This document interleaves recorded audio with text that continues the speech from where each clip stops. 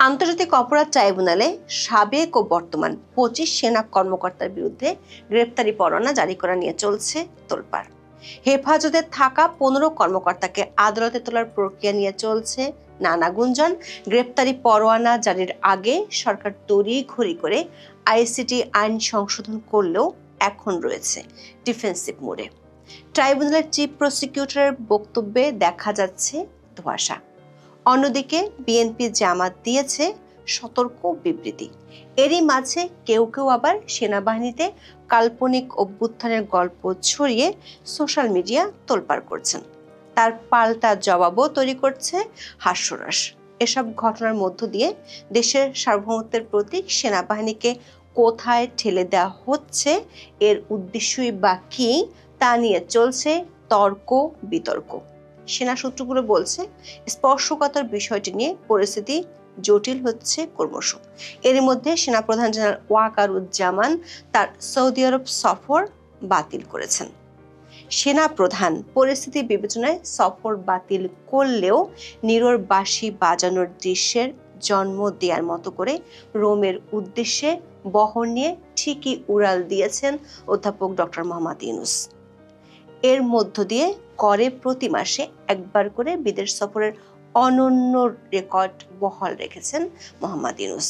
বিশ্লেষকরা বলছেন, সামরিক বাহিনীর উপর বিরল বেসামরিক নজরদারির এই ঘটনার জের করাতে পারে বহুদূর। বিশেষ করে সিভিল আদালতে সেনা কর্মকর্তাদের বিচার, সরকার ও সেনাবাহিনীর সম্পর্ক এবং সেনাবাহিনীতে এর প্রভাব কেমন হবে তা নিয়েও কৌতূহল তৈরি হয়েছে নানা মহলে। চলুন যাওয়া যাক বিশ্লেষণে।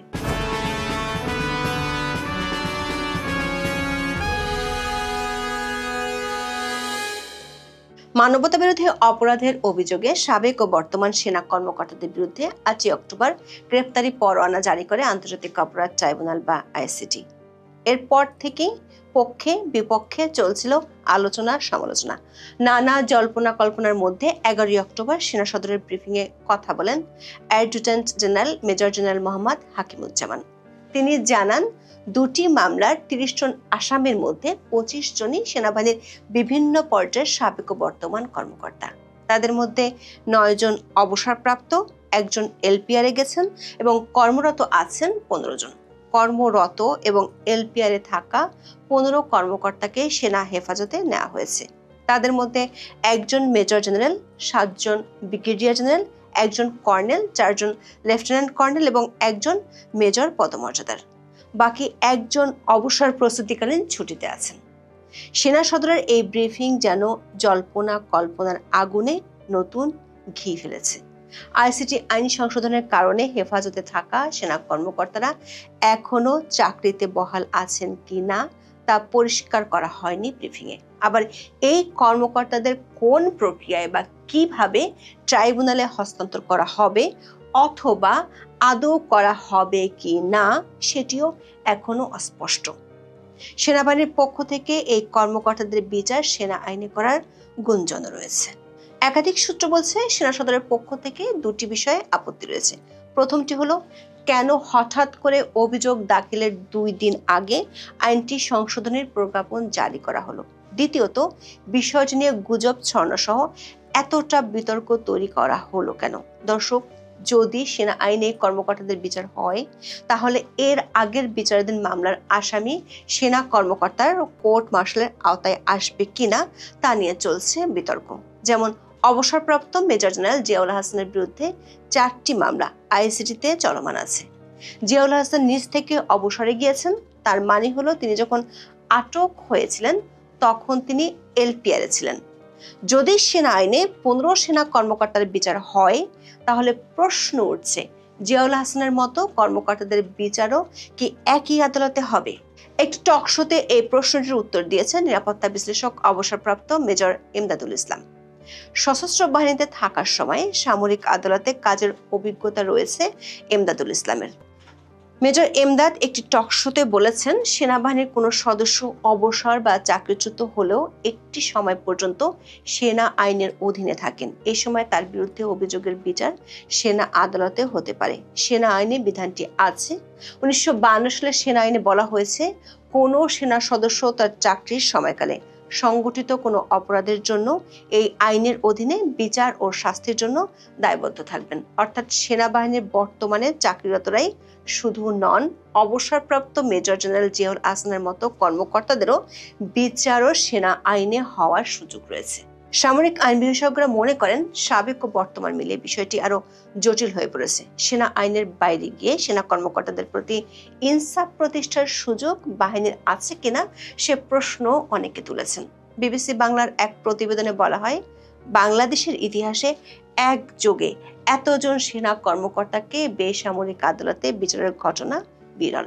এই বিচার সরকার ও সেনা সম্পর্ক এবং সেনাবাহিনীতে প্রভাব নিয়ে ব্যাপক কৌতূহল তৈরি করেছে। বিশ্লেষকদের অনেকে বলছেন, আগামী কয়েকদিনে এই ঘটনার গতি প্রকৃতি আরো পরিষ্কার হবে। মূলত এরপরে চূড়ান্তভাবে এসব কর্মকর্তার বিষয়ে সেনাবাহিনীর মনোভাব পরিষ্কার হবে।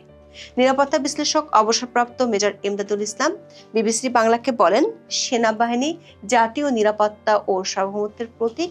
এই বাহিনীর কেউ কোনো অপরাধ করলে এবং সেটি তদন্ত আদালতে প্রমাণিত হলে তার বিচারের সুযোগ বাহিনীতে আছে। বিষয়টি এভাবে জনসম্মুখে আসার আগে এ বিষয়ক সব বিষয় পরিষ্কার হওয়া উচিত ছিল। সেনাবাহিনীর সম্মান ও মর্যাদার বিষয়ে সবার সতর্ক থাকা দরকার। তার মতে, জাতিসংঘ শান্তিরক্ষী মিশনে অবদান রেখে সশস্ত্র বাহিনী যে ভাবমূর্তি তৈরি করেছে, সেখানেও এ ঘটনা নেতিবাচক প্রভাব ফেলবে। বিবিসি বাংলার প্রতিবেদনে আইন বিশেষজ্ঞ ডক্টর শাহাদিন মালিকের অভিমত নেওয়া হয়েছে। তিনি বলেছেন, বিডিআর বিদ্রোহে সামরিক অফিসারদের হত্যার বিচার হয়েছে প্রচলিত বেসামরিক আদালতে। বিষয়টি নিয়ে তখন সুপ্রিম কোর্টের মতামত চাওয়া হয়েছিল। তারা বলেছিল নরমাল আদালতে বিচার হতে পারে। সুতরাং অতীতের উদাহরণ পর্যালোচনা এটা বলা যায়, মানবতা বিরোধী অপরাধের মামলায় বেসামরিক আদালতে সেনা কর্মকর্তাদের বিচারে বাধা নেই। তবে এই ব্যাখ্যায় একটি সমস্যা রয়েছে। বিডিআর ঘটনায় সেনা কর্মকর্তারা হত্যার শিকার হয়েছিলেন। সে সময় যাদের বিরুদ্ধে হত্যায় জড়িত বলে অভিযোগ ওঠে, তারা কেউ সরাসরি সেনা সদস্য ছিলেন না। আর এবারের প্রেক্ষাপট একেবারে আলাদা। এবার যাদের বিরুদ্ধে অভিযোগ তারা সরাসরি সেনাবাহিনীর সদস্য, ফলে তাদের বিচারে কোন আইন বেশি প্রযোজ্য তা নিয়ে বিতর্ক থেকেই যাচ্ছে। প্রেসিডেন্ট জিয়াউর রহমান হত্যার বিচার হয়েছিল সামরিক আদালতে। সে সময় এর বিরুদ্ধে উচ্চ আদালতে আবেদন করা হলেও তা নাকচ হয়ে যায়। উচ্চ আদালত জানিয়ে দেয় সেনা সদস্যদের বিরুদ্ধে বিচারের এখতিয়ার সামরিক আদালতের। পাকিস্তান আমলে রাজশাহী বিশ্ববিদ্যালয়ের শিক্ষক শামসুজ্জোহা হত্যাকাণ্ডের বিচার নিয়েও একই ঘটনা ঘটেছিল। ইসলামাবাদ বিশ্ববিদ্যালয়ের তখনকার উপাচার্য সামরিক শাসক আইয়ুব খানের সাথে দেখা করে দায়ী সামরিক কর্মকর্তাদের বিচার বেসামরিক আদালতে করার অনুরোধ করেন। তবে আইয়ুব খান জানান, সামরিক কর্মকর্তাদের সিভিল আদালতে বিচার করার সুযোগ নেই। দর্শক, এসব নানান প্রশ্ন ঘুরপাক খাওয়ার মাঝে সরকার ও প্রসিকিউশন টিমের রণমূর্তি 24 ঘন্টায় অনেকটা বদলে গেছে। প্রধান উপদেষ্টার প্রেস সচিব বিবৃতি দিয়ে জানিয়েছেন, আর কোনো সেনা কর্মকর্তার বিরুদ্ধে ওয়ারেন্ট জারির পরিকল্পনা নেই। তার এই বক্তব্য সমালোচনার জন্ম দিয়েছে।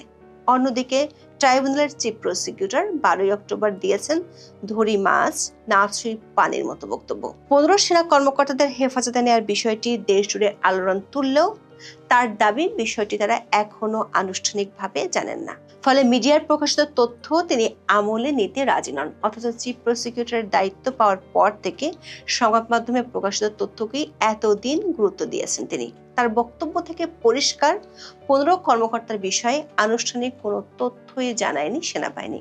আবার আগের দিন সেনা সদরের বিবৃতি থেকে বোঝা যায়, আইসিটি কর্তৃপক্ষ পরোয়ানা জারির বিষয়টি আনুষ্ঠানিকভাবে জানায়নি সেনাবাহিনীকে। অর্থাৎ দুই কর্তৃপক্ষের মধ্যে আদৌ কোনো সংযোগ আছে কিনা সেটিও একটি বড় প্রশ্ন। তাজুল ইসলাম 12 অক্টোবর সাংবাদিকদের প্রশ্ন জবাবে দাবি করেন, সেনা সদর সংবাদ সম্মেলন করলেও বিষয়টি আনুষ্ঠানিকভাবে ট্রাইব্যুনালকে জানায়নি। ফলে 15 সেনা কর্মকর্তার বিষয়ে তিনি কোনো মন্তব্য করতে চান না। সেনাবাহিনীর হেফাজতে থাকা 15 সেনা কর্মকর্তার স্ট্যাটাস কি হবে সে বিষয়ে সরাসরি মন্তব্য করেননি তাজুল ইসলাম। ঘুরিয়ে পেঁচিয়ে বলেন, আদালতে আনার জন্য যতটুকু সময় ব্যয় হবে সেটুকু ছাড়া 24 ঘন্টার মধ্যে আদালতে উপস্থিত করতে হবে। এটা হচ্ছে আইনের বিধান। তবে সামরিক আইন বিশেষজ্ঞরা বলছেন, 15 সেনা কর্মকর্তাকে সেনা সদরে সংযুক্ত করা হয়েছে সেনা আইন অনুযায়ী। সেটি সেনা সদরের পক্ষ থেকে পরিষ্কার করে বলা হয়েছে।